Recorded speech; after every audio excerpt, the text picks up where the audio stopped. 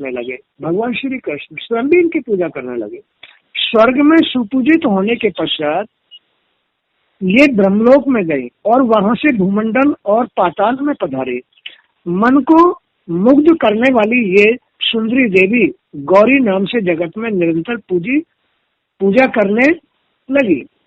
अतएव ये साध्वी देवी जगत गौरी के नाम से विख्यात होकर सम्मान प्राप्त करती है। भगवान शिव से शिक्षा प्राप्त करने के कारण ये देवी शैवी कहलाती हैं। भगवान विष्णु की ये अनन्य उपासका है। अतएव लोग इन्हें वैष्णवी भी कहते हैं। राजा जन्मेजय के हृदय में इन्हीं के सत्य प्रतन से नागों के प्राणों की रक्षा हुई थी। अतः इनका नाम नागेश्वरी भी है और नाग भागनी भी पड़ गया है। विष का संहार करने में परम समर्थ होने से इनका एक नाम विषहरी भी है।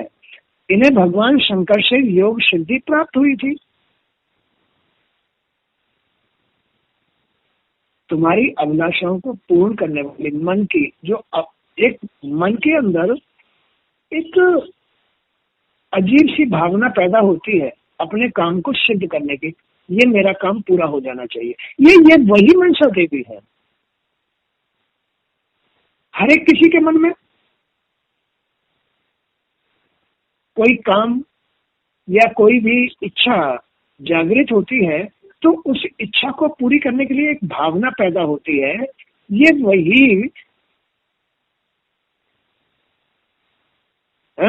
वही कौन सी देवी है? मनसा देवी।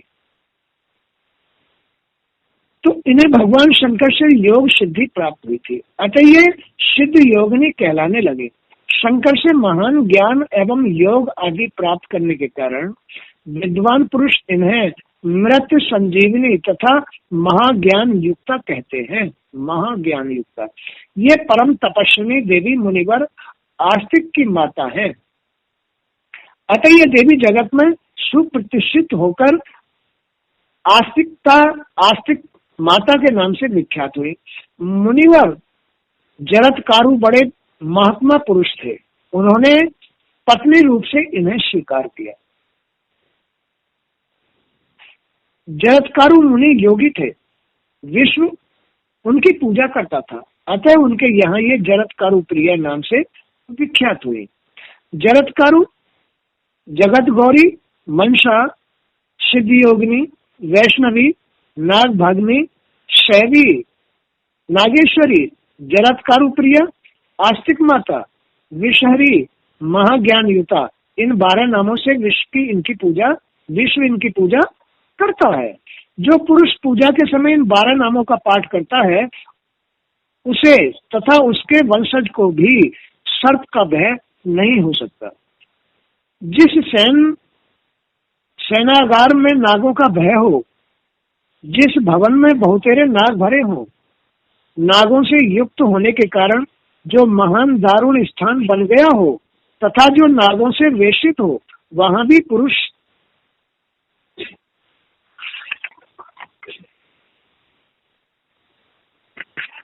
इस स्रोत का पाठ करके सर्प भय से मुक्त हो जाता है। इसमें कोई संशय नहीं है। ये मनसा देवी के 12 नाम। इन 12 नामों को जो आदमी सर्पों के कुंड में भी घुस जाएगा ना और वहां इन 12 नामों का उच्चारण कर लेगा तो वहां सर्प का कोई भय नहीं रहेगा। इसमें कोई संशय नहीं है। जो नित्य इसका पाठ करता है, जो नित्य इसका पाठ करता है उसे देखकर नाग भाग जाते हैं। 10 लाख पाठ करने से यह स्रोत मनुष्यों के लिए सिद्ध हो जाता है। जिसे यह स्रोत सिद्ध हो गया वह विष भक्षण करने तथा नागों को भूषण बनाकर नाग पर सवारी करने में भी समर्थ हो जाता है।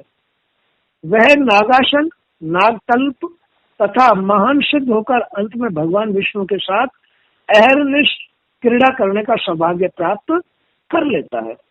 मुनिवर, अब मैं देवी मनसा की पूजा का विधान तथा साम वेदोक्त ध्यान बतलाता हूँ। सुनो। भगवती मनसा श्वेत चंपक पुष्प के समान वर्ण वाली है। इनका विग्रह रत्न में आभूषणों से विभूषित है। विशुद्ध चिन्मय वस्त्र इनके शरीर की शोभा बढ़ा रहे हैं। इन्होंने सर्पों का यज्ञोपवीत धारण कर रखा है। महान ज्ञान से संपन्न होने के कारण प्रसिद्ध ज्ञानियों में भी ये प्रमुख मानी जाती है।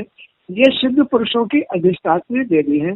ऐसी सिद्धि प्रदान करने वाली सिद्ध स्वरूपणी भगवती मनसा की मैं उपासना करता हूँ। इस प्रकार ध्यान करके मूल मंत्र से भगवती की पूजा करनी चाहिए।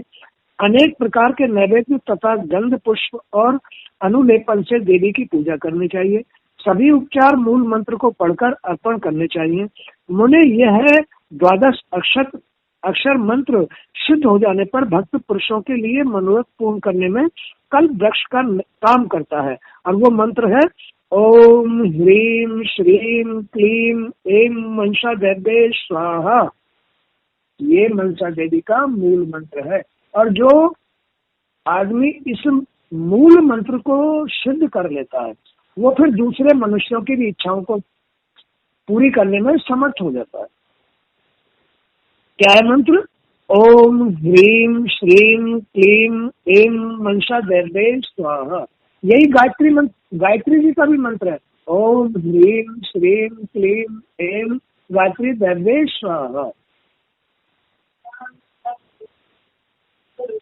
हाँ, तो 5 लाख मंत्र जप करने पर यह मंत्र सिद्ध हो जाता है। जिसे इस मंत्र की सिद्धि प्राप्त हो गई वह धरातल पर सिद्ध हो जाता है, सिद्ध पुरुष हो जाता है, ज्ञानी हो जाता है।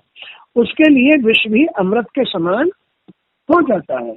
उस पुरुष से धनत्री की तुलना की जा सकती है। वो धनवान भी होता है।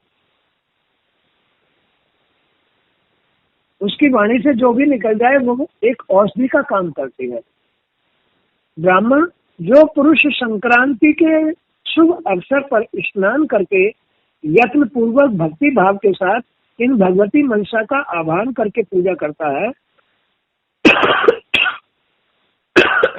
तथा पंचमी तिथि को मन से ध्यान करके उन देवी को बलि अर्पण करता है, वह अवश्य ही धनवान, पुत्रवान, कीर्तिवान बना देती है।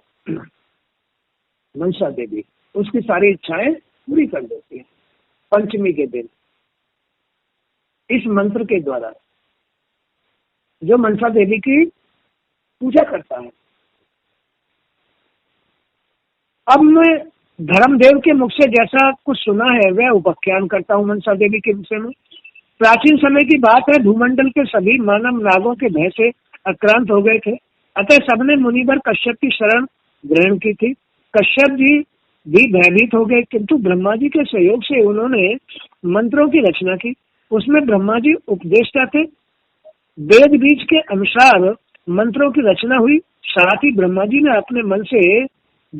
अपने मन से उत्पन्न करके इन देवी को इस मंत्र की अधिष्ठात्री देवी बना दिया। तपस्या तथा मन से प्रकट होने के कारण यह देवी मनसा नाम से विख्यात हुई। ब्रह्मा जी के भी मन से प्रकट हुई थी, कश्यप जी के भी मन से। तो ये मन से प्रकट होती है, अपनी हर आदमी के अंदर प्रकट होती है। कोई इन्हें प्रकट करना जानता हो, कोई इच्छा होती है आदमी की, तो वो ये सोचता है, ऐसा भाव आता है भगवान मेरी ये इच्छा पूरी कर दो। लेकिन क्यों इच्छा पूरी नहीं होती है? क्योंकि वो इच्छा पूरी करने वाली देवी का कोई अता पता नहीं रखता है। वो है मनसा देवी।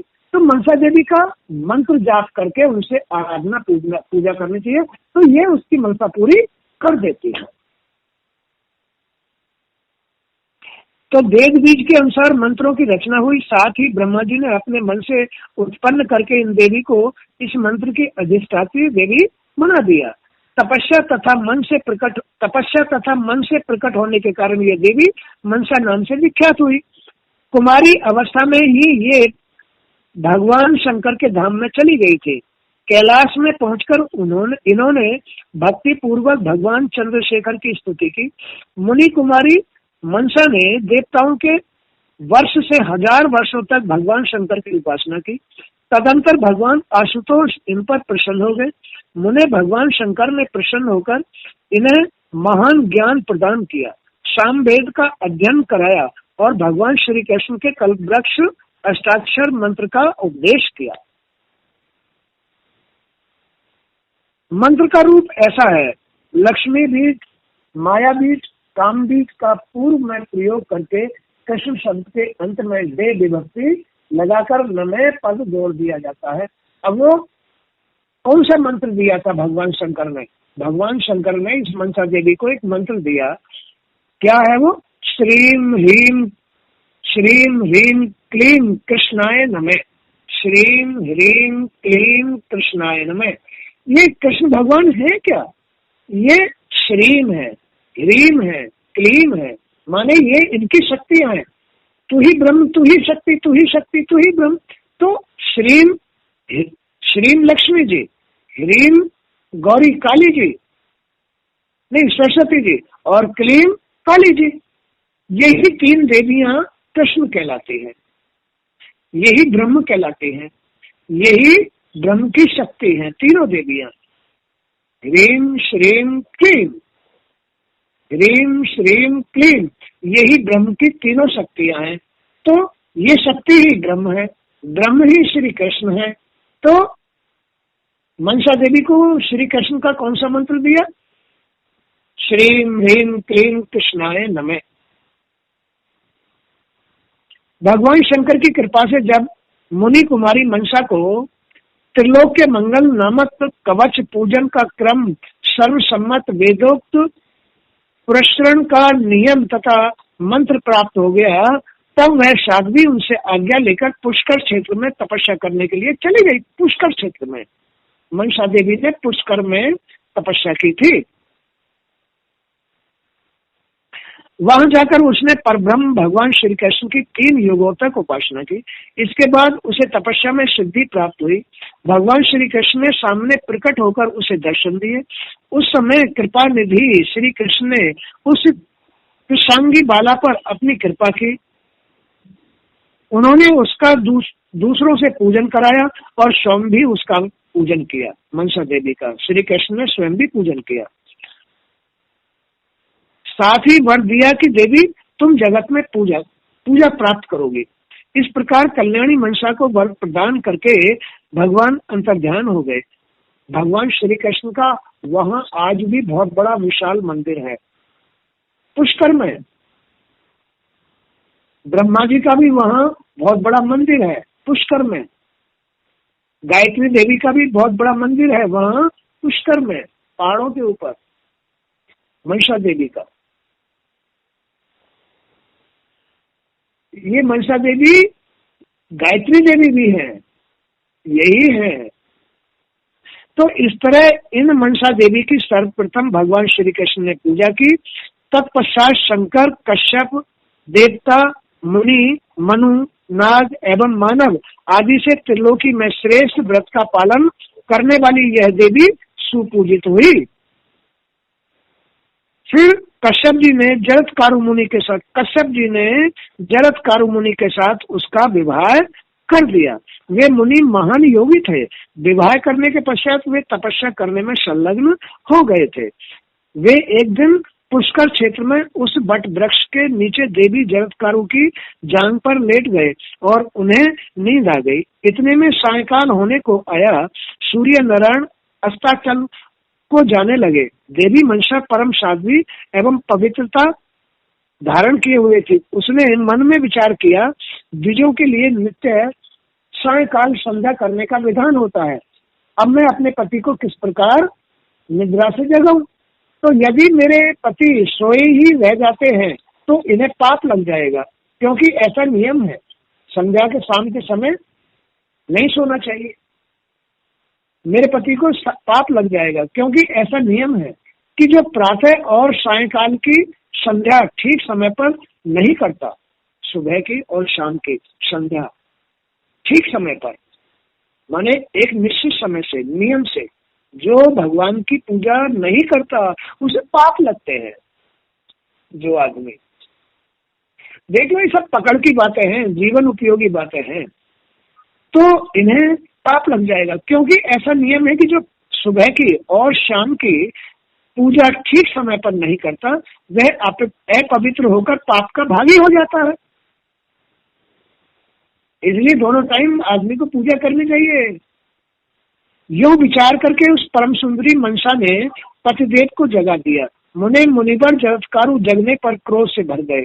मुनि ने कहा, साध्वी, मैं सुखपूर्वक सो रहा था, तुमने मेरी निद्रा क्यों भंग कर दी? जो स्त्री अपने स्वामी का उपकार करती है उसके व्रत, तपस्या, उपवास, दान आदि सभी सत्कर्म व्यर्थ हो जाते हैं। अहित करती है, जो स्त्री अपने पति का अहित करती है, हाँ, तो उस जगाने मात्र से भी अहित हो गया। हाँ, तो स्त्री को कभी भी अपना पति अगर आराम में है, निद्रा में है, सो रहा है, तो उसे कभी नहीं जगाना चाहिए। तो मैं सुखपूर्वक सो रहा था, तुमने मेरी निद्रा क्यों भंग कर दी? जो स्त्री अपने स्वामी का इस प्रकार अहित करती है उसके व्रत, तपस्या, उपवास और दान आदि सभी सत्कर्म व्यर्थ हो जाते हैं। खेल समझ में आ रहा है नहीं? और यहाँ तो जो है ऐसे कलयुग में गाली और देती है स्त्रियां अपने पतियों को।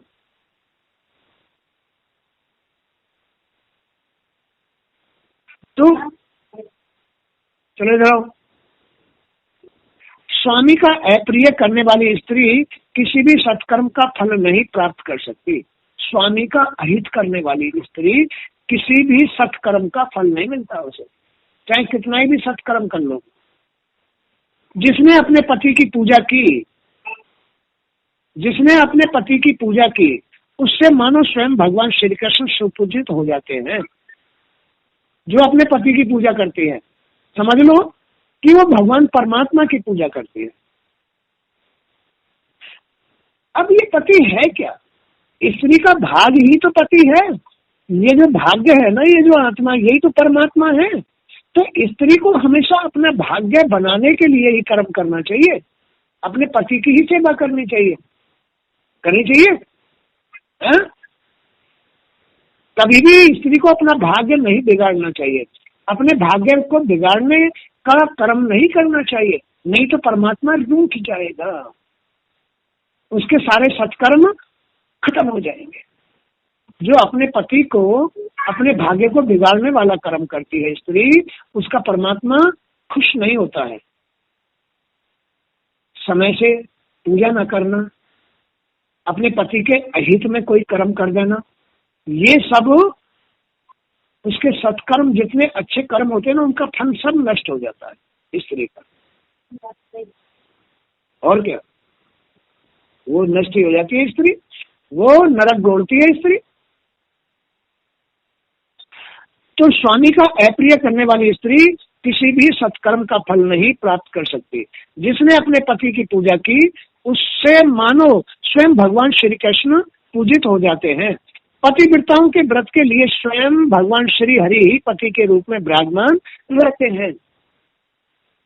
पति के रूप में श्री हरि ही विराजमान रहते हैं। भाग्य में कौन है? वही शिव है, वही ब्रह्मा है और वही हरि है। तो जो अपने भाग्य को स्त्री बनाती है, वो तो स्वर्ग, मोक्ष, वैकुंठ, लक्ष्मी बन जाती है। पति की सेवा करने वाली स्त्री को लक्ष्मी कहते हैं और वो वैकुंठवासी होती है। संपूर्ण दान, यज्ञ, तीर्थ सेवन, व्रत, तप, उपवास, धर्म, सत्य, देव पूजन, ये सब के सब स्वामी की सेवा की 16वीं कला की भी तुलना नहीं कर सकते। जो स्त्री अपने पति की सेवा करती है, चाहे कितना ही दान कर लो, कितना ही व्रत कर लो, कितना तीर्थ कर लो, कितना ही भी उपवास कर लो, कुछ भी कर लो, ये कुछ भी नहीं है इसके आगे, पति की सेवा के आगे कुछ भी नहीं है। 16वां भाग भी नहीं है ये। क्या? ये 16वां भाग भी नहीं है। इसलिए स्त्री को पति की सेवा ही श्रेष्ठ बताई है। अब तो ये नरक है ये। अब तो ये तलाक दे देते हैं, स्त्री तलाक दे देती है, तो उसको क्या मिलेगा? भागने, वो भगवान को ठोकर मारती है। जो स्त्री पति को तलाक देती है, वो स्त्री कभी भी श्री हरि की पूजा नहीं कर सकती, माने कि उसको नरक मिलेगा, यानी पतन हो जाएगा, उसका नष्ट हो जाएगी। इसलिए कभी भी तलाक का अर्थ समझते हो?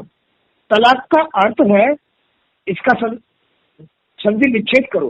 तय माने तत्काल, लय माने लक्ष्मी, आमने आ गई, क्या माने कष्ट लेकर, तलाक।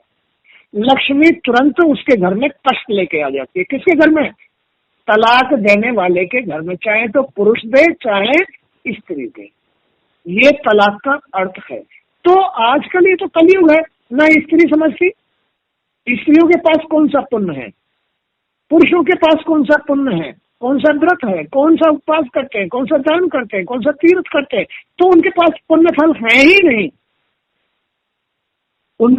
उनके घरों में ही ऐसा होता है, या वही लोग ऐसा करते हैं। तो ये सब के सब स्वामी की सेवा की 16वीं कला की भी तुलना नहीं कर सकते। जो स्त्री भारतवर्ष जैसे पुण्य क्षेत्र में पति की सेवा करती है, वह अपने स्वामी के साथ वैकुंठ में जाकर श्री हरि के चरणों में शरण पाती है, जो अपने पति की सेवा करती है। साध्वी, जो असत कुल में उत्पन्न स्त्री, असत कुल में उत्पन्न स्त्री अपने स्वामी के प्रतिकूल आचरण करती है तथा उसके प्रति कटु वचन बोलती है, वह कुंभीपाक नरक में सूर्य और चंद्रमा की आयु पर्यंत वास करती है। जब तक सूर्य और चंद्रमा रहेंगे, जब तक सूर्य और चंद्रमा रहेंगे, जो अपने पति के लिए कटु वचन बोलती है, जो अपने पति की सेवा नहीं करती है, जो अपने पति के लिए बुरा बोलती है, बदनाम करती है या ऐसा कर्म कर जाती है, वो जब तक सूर्य और चंद्रमा रहेंगे तब तक नरक में ही रहेगी। ये नियम है, देख लो, ये खेल है। तो ये चीजें ज्ञान की है। जो असली कर्म है उन्हें तो स्त्री पुरुष करते नहीं है। जो कर्म दूषित है ना, वो अपने आप ही दूषित हो जाते हैं, फिर उन्हीं दूषित कर्मों में सारी जिंदगी बिता देते हैं। तो कुंभीपाक नरक में सूर्य और चंद्रमा की आयु पर्यंत वास करती है। तदंतर चांडाल के घर में उसका जन्म होता है, चांडाल पुरुषों के घर में इसका जन्म होता है, और पति एवं पुत्र के सुख से वह वंचित रह जाती है। उसके पुत्र नहीं होता, फिर वो पुत्र का मुख नहीं देख सकती। अगर आदमी के भाग्य से पुत्र हो भी जाएगा ना, तो मर जाएगा। जो स्त्री अपने पति की सेवा नहीं करती, जो अपने पति को इस तरह से बुरे शब्द बोलती है या अपने पति को इस तरह से मतलब उत्पीड़ित करती है, यूं कहकर वे चुप हो गए। ब्रह्मा जी। तब साध्वी मनसा भय से कांपने लगी। उसने पतिदेव से कहा, नहीं जरत्कारु, क्योंकि उन्होंने उसको जगा दिया था ना।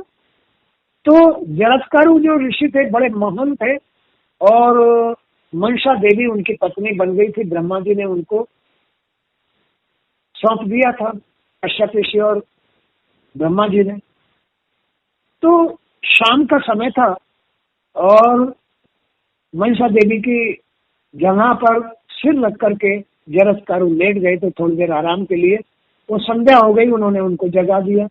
तब उन्होंने ये बात कही उससे, मनसा देवी से, ये मनसा देवी तुमने मुझे जगा दिया, मैं आराम से सोया हुआ था। तब उन्होंने ये स्त्री के लक्षण बतलाए कि जो स्त्री अपने पति की सेवा को ठुकरा देती है या सेवा के ज्ञान से वंचित रहती है, वो कुंभीपाक नरक में जाती है। साध्वी मनसा ने कहा, उत्तम व्रत का पालन करने वाले महाभाग, आपकी संध्या लोप न हो जाए इसी भय से मैंने आपको जगा दिया था। इस प्रकार कहकर देवी मनसा भक्ति पूर्वक अपने स्वामी जरत्कारु मुनि के चरण कमलों पर पड़ गई, गिर गई। मुझे क्षमा कर दीजिए, मुझे क्षमा कर दो।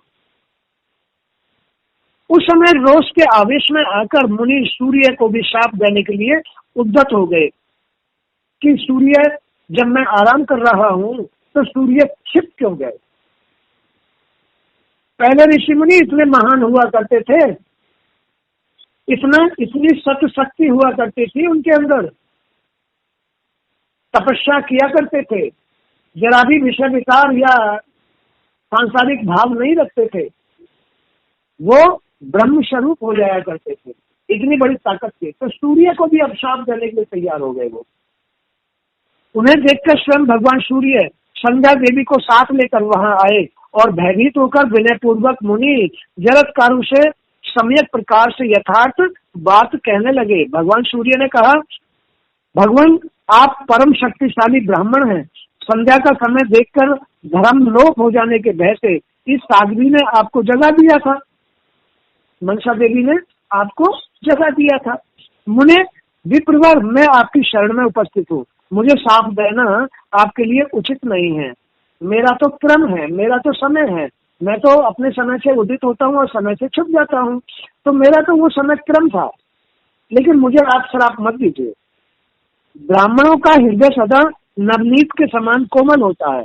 ब्राह्मण चाहे तो पुनः सृष्टि कर सकते हैं, ब्राह्मण चाहे तो, ब्राह्मण माने जो ऐसे तपस्वी लोग होते हैं वो चाहे तो पुनः सृष्टि कर सकते हैं। आपके अंदर बहुत बड़ी ताकत है, इनसे बढ़कर तेजस्वी दूसरा कोई है ही नहीं, ना वैश्य है, ना शूद्र है, ना क्षत्रिय है।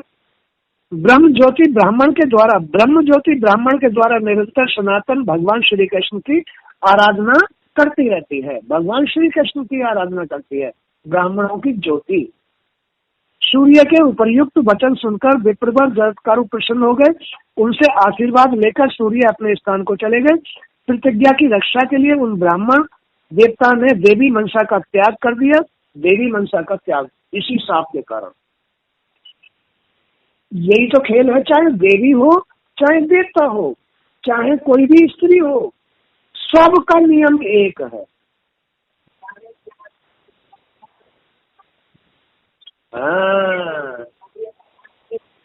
तो गलती पर ही तो होता है। जब भाग्य आदमी का रुष्ट हो जाता है तो सब कुछ हो सकता है।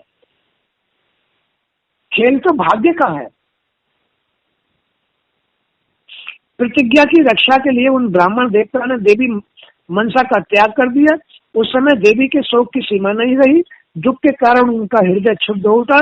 वे रो पड़ी थी। उस विपत्ति के अवसर पर भय से व्याकुल होकर उस देवी ने अपने गुरुदेव शंकर, इष्ट देवता ब्रह्मा और श्री हरि तथा जन्मदाता कश्यप जी का स्मरण किया।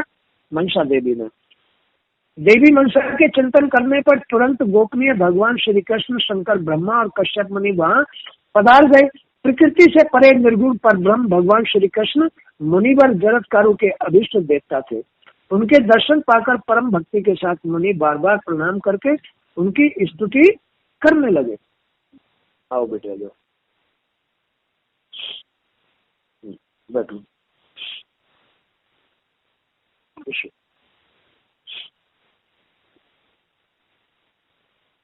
है ना? तो प्रकृति से परे निर्गुण पर ब्रह्म भगवान श्री कृष्ण मुनिवर जरत्कारु के अभिष्ट देवता थे। उनके दर्शन पाकर परम भक्ति के साथ मुनि बार बार प्रणाम करके उनकी स्तुति करने लगे। किस किस की? ब्रह्मा की, शंकर की, श्री कृष्ण की, इनकी स्तुति करने लगे क्योंकि वो उनके इष्ट थे। फिर भगवान शंकर, ब्रह्मा और कश्यप को भी नमस्कार किया। भगवान देवताओं, आप लोगों का यहाँ कैसे पधारना हुआ? यूं पूछा। मुनिवर जरत्कारु की बात सुनकर ब्रह्मा जी ने समुचित बात कही। भगवान श्री कृष्ण के चरण कमल को प्रणाम करके उन्होंने मुनि को उत्तर दिया, मुने, तुम्हारी यह है धर्म पत्नी मनसा परम साध्वी एवं धर्म में आस्था रखने वाली है। यदि तुम इसे त्यागना चाहते हो तो पहले इसको संतान की जननी बना दो, जिससे यह अपने धर्म का पालन कर सके। संतान हो जाने के पश्चात स्त्री को त्यागा जा सकता है। अगर स्त्री के संतान हो जाए तो उसे त्यागा जा सकता है। अगर स्त्री के संतान नहीं हुई है, उसे त्यागना तुम भी पाक नरक में जाना है, नरक में जाता है। लेकिन स्त्री के भी कुछ नियम धर्म है। ये सब स्त्री के नियम भंग होने की वजह से तो हुआ कि मनसा देवी ने अपने पति को संध्या होने पर उसे जगा दिया, नींद से जगा दिया। ऋषि को, मुनि को ये बात सहन नहीं हुई और क्रोध में आके उनको बहुत सारी बातें सुना दी। यहाँ तक कि उन्होंने सूर्य को भी अब शाप देना शुरू कर दिया। सूर्य देव आए, ब्रह्मा, विष्णु, शंकर, कश्यप ऋषि सभी वहां उपस्थित हुए। भगवान श्री कृष्ण कह रहे हैं कि ये जड़त करो। चलो ठीक है, आप मनसा देवी को त्यागना चाहते हो तो पहले आप इनको संतान दे दिए। अगर तुमने इनको संतान नहीं दी तो आप दंड के भागी बन जाओगे। इसलिए आप भी दंड से बचो, आप ऋषि हैं, मुनि हैं, और अपनी पत्नी को भी दंड से बचाइए, अभिशाप से बचाइए। तुम्हारी ये धर्म पत्नी मनसा परम साध्वी एवं धर्म में आस्था रखने वाली है। यदि तुम इसे त्यागना चाहते हो तो पहले इसको किसी संतान की जननी बना दीजिए, जिससे यह अपने धर्म का पालन कर सके। या तो स्त्री पति की सेवा करे एक बार, ये उसका धर्म है, या फिर अपनी संतान की सेवा करे, तब वो मुक्त होती है। अगर स्त्री के पास पति भी नहीं है और संतान भी नहीं है तो वो नरक में चली जाती है, वो नरक में चली जाती है। किसी वजह से पति स्त्री को त्याग देता है तो वो कम से कम अपनी संतान की सेवा करके, अपने उनके साथ कर्म करके नरक के कुंडों से बच जाती है, नरक से बच जाती है। संतान हो जाने के पश्चात स्त्री को त्यागा जा सकता है।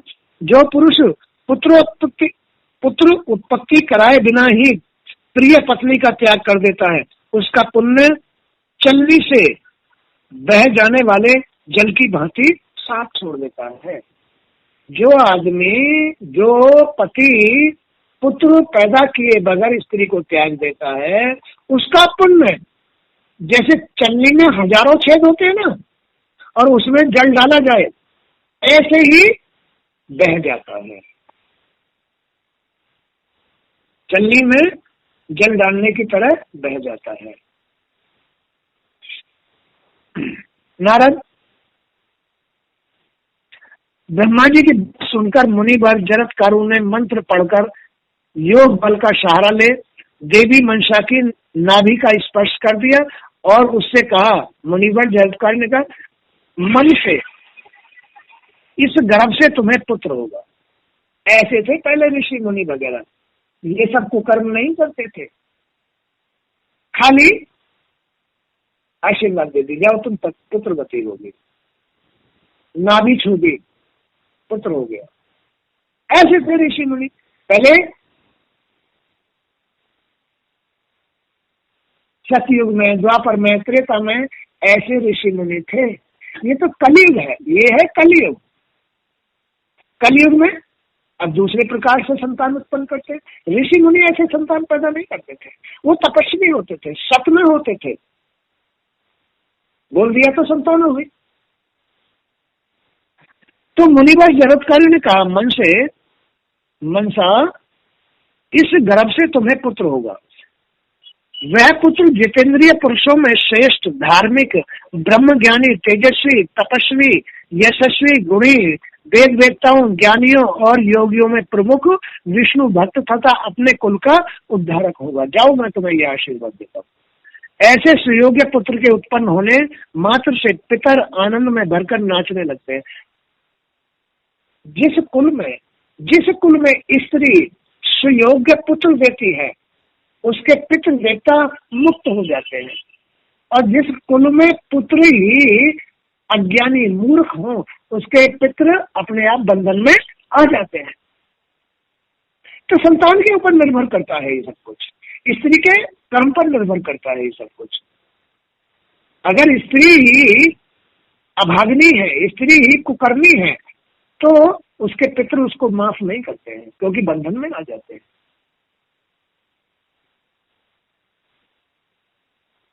तो ऐसे सुयोग्य पुत्र के उत्पन्न होने मात्र से पितर आनंद में भरकर नाचने लगते हैं। जो पतिव्रत्य धर्म का पालन करती है स्त्री, प्रिय बोलती है, प्रिय माने मधुर बोलती है, सुशीला होती है, सुशील होती है, सर्वगुण संपन्न होती है, वह प्रिय है। जो धर्म में श्रद्धा रखती है वही स्त्री पुण्यवान होती है। पुत्र उत्पन्न करते समय वो सद्गुणी पुत्र उत्पन्न करती है। जो मधुर बोलती है, संतोषी होती है, शांत रहती है, उदार होती है, वो अच्छा पुत्र, सद्गुणी पुत्र उत्पन्न करती है। तथा कुल की रक्षा भी करती है। ऐसी स्त्री कुल की रक्षा कर सकती है। उसी को कुलीन स्त्री कहते हैं। कुलीन स्त्री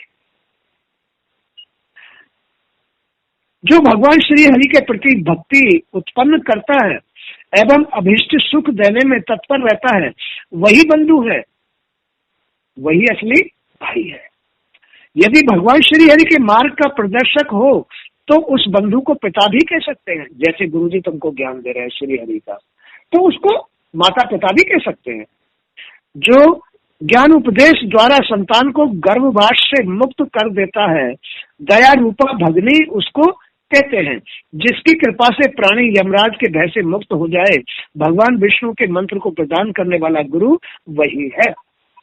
ऐसे पुरुष को गुरु कहा जाता है, जो धर्मराज यमराज के भी भय से मुक्त कर देता है आदमी को। हर आदमी चिंतित है, हर आदमी परेशान है अपने कुकर्मों से, लेकिन अब गुरुजी तुमको क्या उपदेश दे रहे हैं? यमराज के भय से मुक्त होने के लिए तुम डरो मत, ये नियम धारण करो, ये व्रत करो, इस रास्ते पे चलो तो तुम भय मुक्त हो जाओगे। तो यही बात यहाँ कही है कि वो आदमी गुरु कहलाने का अधिकारी है, वो आदमी माँ बाप कहलाने का अधिकारी है, जो भयभीत यमराज से भयभीत लोगों को उपदेश दे करके भय मुक्त कर देता है। वो माँ बाप भी कहलाने का अधिकारी है और वही गुरु भी कहलाने का अधिकारी है। जो भगवान श्री हरि में भक्ति उत्पन्न करा देता है, ज्ञान दाता गुरु उसी को कहते हैं, उसी को गुरु कहते हैं जो भगवान में भक्ति पैदा करा देता है। जिसकी कृपा से भगवान श्री कृष्ण के चिंतन की योग्यता प्राप्त हो जाए, उसको गुरु कहते हैं। क्योंकि ब्रह्म पर्यंत चराचर संपूर्ण विश्व उत्पन्न होता और नाश को होता रहता है। ये तो चराचर जगत है, इसमें कोई पैदा हो रहा है, कोई मर रहा है, कोई मर रहा है, कोई जी रहा है, कोई जन्म दे रहा है। तो ये जगत ऐसा है, जन्म मरण का जगत है। इसमें जो मनुष्य यमराज से यानी उसके कुकर्मों से भयभीत लोगों को उपदेश दे करके सही रास्ते पर डाल देता है, वो वास्तव में ही धर्मगुरु कहलाता है। ऐसे लोग ही धर्मगुरु होते हैं।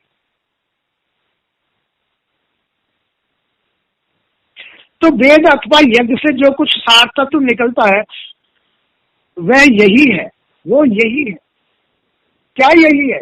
स्त्री का रहस्य बतला दिया, पुरुष का रहस्य बतला दिया, गुरुओं का रहस्य बतला दिया।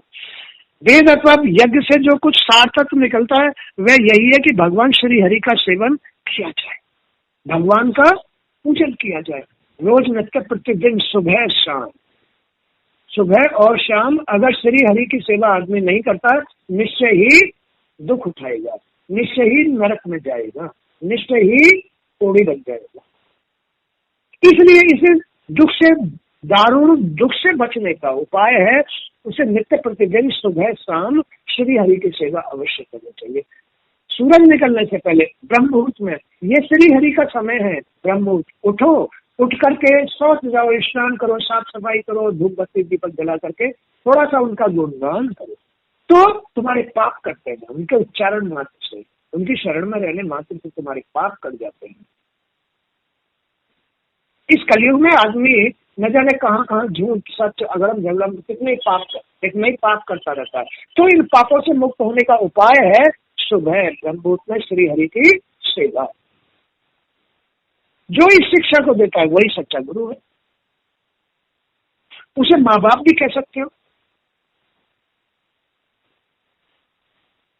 तो ये वह यही कि भगवान श्री हरि का सेवन किया जाए, यही तत्वों का भी तत्व है, तत्वों का भी तत्व है, यही मुख्य सार है। ये शरीर ऐसा ही है, ये जो रचना ही है ऐसी ही है। इसमें तुम दूषित कर्म कर रहे हो, ये दूषित भावना बनानी शुरू कर देगा। इसमें तुम अच्छे कर्म कर रहे हो, अच्छी भावना बनानी शुरू कर देगा। अच्छी भावना से तुम मुक्त हो रहे हो, बुरी भावना से तुम बंधन में जा रहे हो। ये ऐसा शरीर है, ये ऐसा संसार है। इसलिए इसमें सुबह और शाम दोनों टाइम भगवान श्री हरि की पूजा अवश्य करनी चाहिए, नहीं तो नरकगामी बन जाओगे। भगवान श्री हरि की उपासना के अतिरिक्त सब कुछ केवल विडम्बना मात्र है। ये सब विडम्बना, ये सब झूठा है संसार। केवल श्री हरि की सेवा पूजा और उनकी उपासना ही सच्ची है। मैंने तुम्हें यथार्थ ज्ञानोपदेश दे दिया, क्योंकि स्वामी भी वही कहलाता है जो ज्ञान प्रदान करते। वही असली पति है, वही असली माँ बाप है, वही असली गुरु है जो उसको जीने का ज्ञान दे।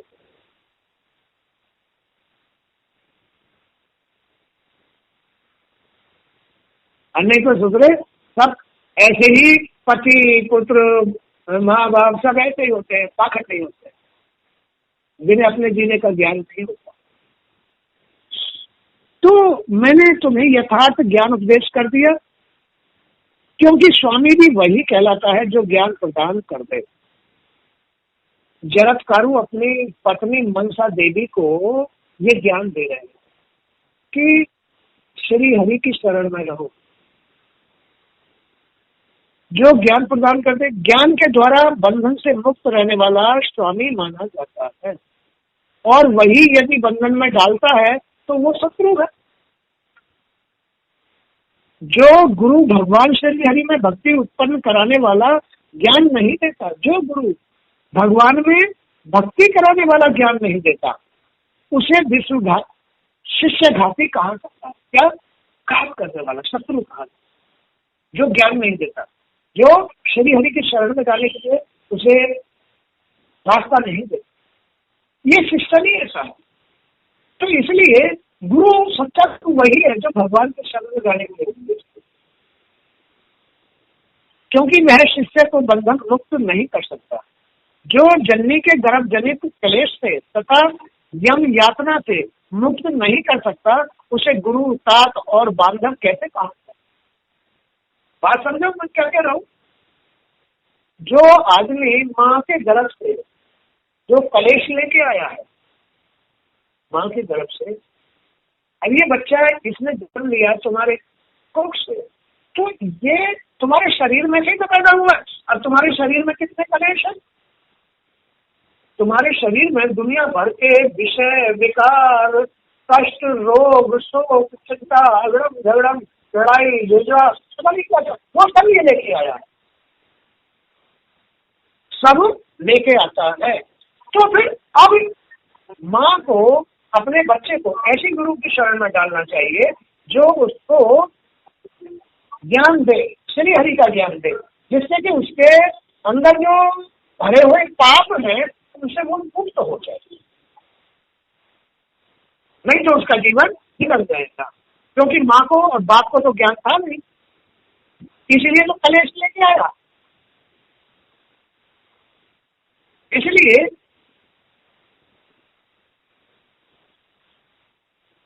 तो जननी के गर्भ जनित क्लेश से तथा यम यातना से मुक्त नहीं करा सकता, उसे गुरु तात और बांधव कैसे कहा जाए? भगवान श्री कृष्ण का सनातन मार्ग परम आनंद स्वरूप है।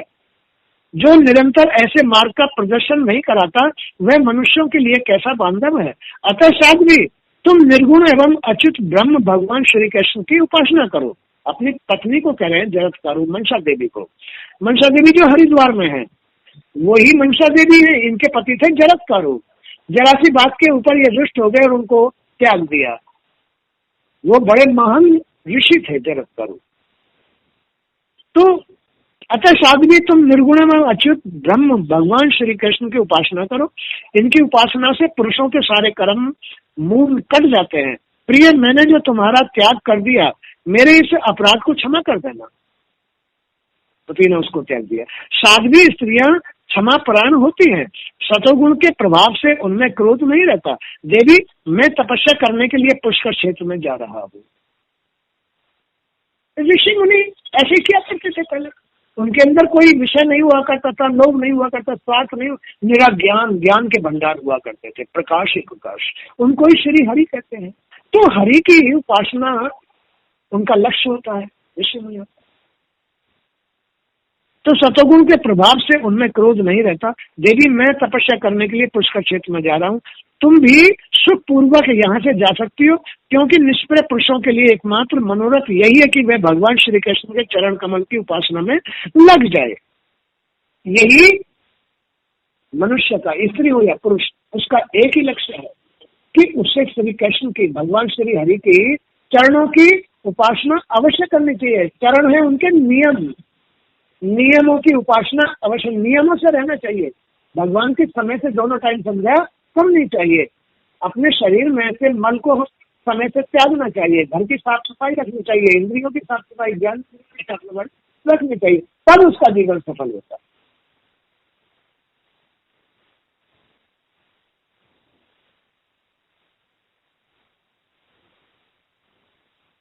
कोई बात समझ में आई नहीं है? तो आज का सत्संग भी यही था। जय श्री कृष्ण।